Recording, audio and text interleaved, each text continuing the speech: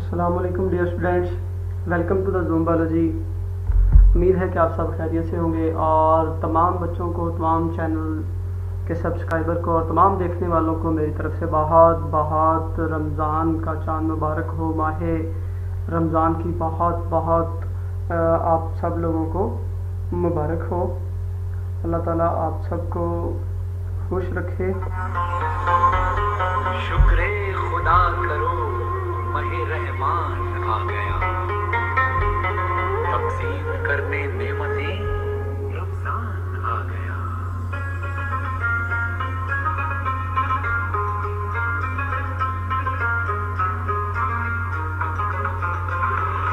अल्लाह तेरा है एहसान, रोज़ नमाज़ें और कुरान है ये सब रूहे ईमान। नूरे रमजान, नूरे रमजान, नूरे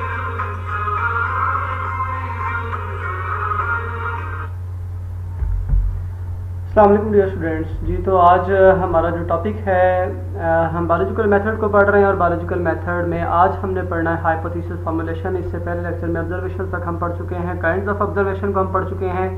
तो सबसे पहले हम देखेंगे हाइपोथेसिस क्या होता है। ठीक है, जब भी हमने देखा कि बायोलॉजिकल प्रॉब्लम जो है सामना, जब किसी भी बायोलॉजिस्ट का बायोलॉजिकल प्रॉब्लम को स्टडी कर रहा होता है, बायोलॉजिकल मेथड अप्लाई करता है। बायोलॉजिकल प्रॉब्लम की रिकॉग्निशन के बाद सबसे पहला स्टेप उसका ऑब्जर्वेशन होता है। ऑब्जर्वेशन के बाद क्या किया जाता है, हाइपोथेसिस बनाए जाते हैं। उसमें डियर स्टूडेंट्स आप स्पेलिंग में आप एक डिफरेंस देख लें। सबसे पहला हाइपोथेसिस जिसमें SES आएगा, ये प्लूरल है, चूंकि हाइपोथेसिस जब भी बनाए जाते हैं ये एक से ज़्यादा बनाए जाते हैं। ठीक है, और जो SIS वाला जैसे यहाँ पे आपको नजर आ रहा है हाइपोथेसिस, ये सिंगुलर के लिए इस्तेमाल होता है। तो हम हाइपोथेसिस की डेफिनेशन को पढ़ते हैं जिसको उर्दू में मफरूजा बोलते हैं। देखें जी, the tentative explanation of observations, जो भी ऑब्जर्वेशंस किए जाएंगे उनकी टेंटेटिव एक्सप्लेनेशन यानी कि गैर हतमी वजाहत उनकी जो होगी इज कॉल्ड हाइपोथेसिस, उसको हाइपोथेसिस बोलेंगे। The tentative explanation of observation is called a hypothesis. It may be defined as a proposition that might be true. इसको एक मफरूजा भी कहते हैं, दैट माइट बी ट्रू, जो कि सही हो सकता है। यानी कि ऑब्जर्वेशंस को स्टडी करते हुए उनकी बेस पे एक स्टेटमेंट जो है, वो साइंटिस्ट जो बायोलॉजिस्ट है वो एक स्टेटमेंट जारी करता है, that may be the answer of the problem under study, जो कि उस बायोलॉजिकल प्रॉब्लम का आंसर हो सकता है। That might be true and may be false, जो कि सही भी हो सकती है और गलत भी हो सकती है, मतलब उसके 100% ट्रू होने के चांसेस नहीं हों। तो एक मफरूजा कहा जाता है, जिसको आप आम जबान में एक तुक्का कहते हैं। लेकिन तुक्का तो वो होता है जिसमें बिल्कुल भी किसी चीज़ को नहीं देखा जाए, लेकिन इसमें ऑब्जर्वेशंस को देखते हुए उसकी बेस पे एक बयान जारी किया जाता है कि ये इस प्रॉब्लम का आंसर हो सकता है, इसका हल हो सकता है, उसे हम कहते हैं हाइपोथेसिस। तो हाइपोथेसिस की सबसे पहले आप डेफिनेशन करेंगे, उसके बाद हम देखेंगे जब एक हाइपोथेसिस बनाया जाता है, एक अच्छे हाइपोथेसिस के कैरेक्टरिस्टिक्स क्या होते हैं। तो देखें जी, next characteristics of a good hypothesis, it should be a general statement. तो जो हाइपोथेसिस बनाया जाएगा, एक बात जहन में रखने वाली ये है कि हाइपोथेसिस कभी भी ऑब्जर्वेशन से हट के नहीं बनाया जाता। ठीक है, तो उसके साथ अब आप देखें, it should be a general statement. तो जो हाइपोथेसिस बनाया जाएगा वो जनरल स्टेटमेंट होनी चाहिए, एक आम सा बयान होना चाहिए, बहुत टफ किस्म का नहीं होना चाहिए।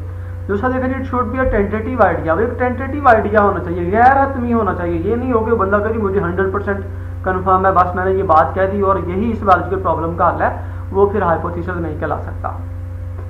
It should agree with available observations.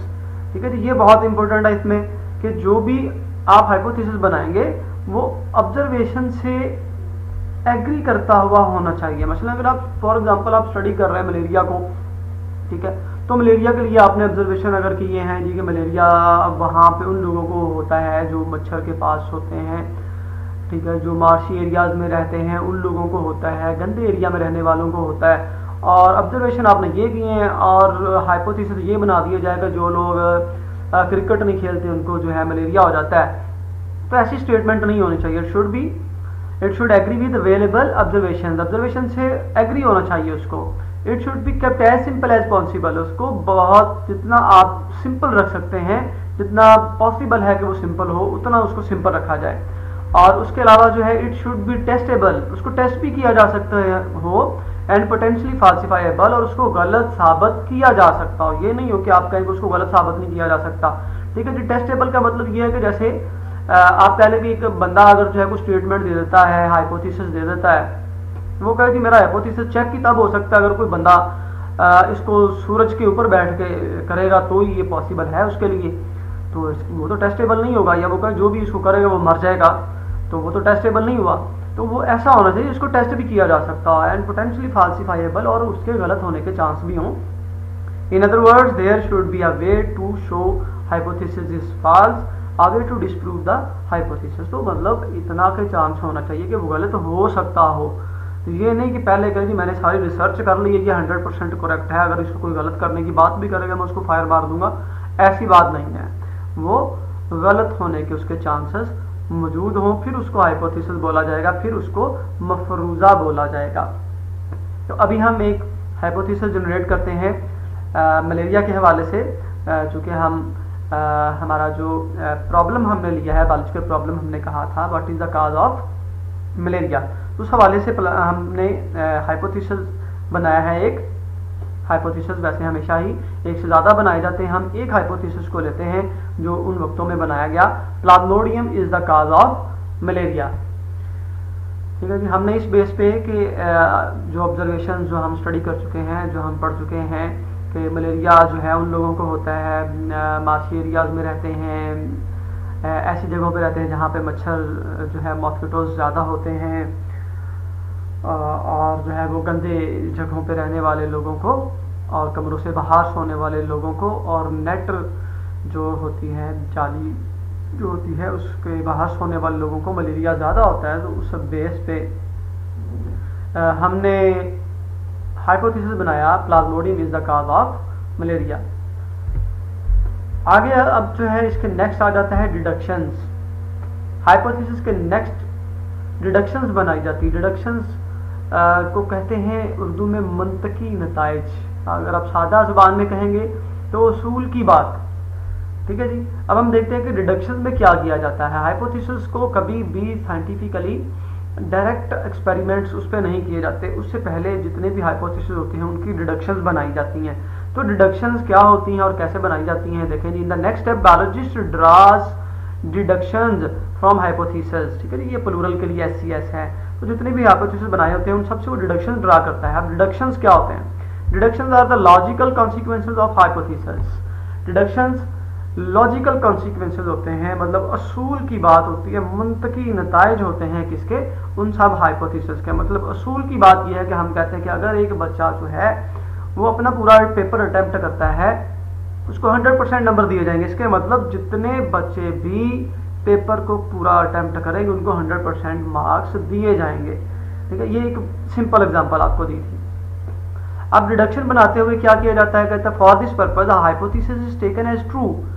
इस मकसद के लिए किसी भी डिडक्शन को बनाने के लिए एक बार हम हाइपोथेसिस को करेक्ट या ट्रू कंसिडर करते हैं, and expected results are drawn from it, और उससे फिर एक्सपेक्ट जो है वो रिजल्ट जो है वो एक्सपेक्टेड रिजल्ट उससे हम ड्रा करते हैं, और उसके लिए जो लॉजिक इस्तेमाल होती है उसको हम बोलते हैं इफ एंड देन लॉजिक।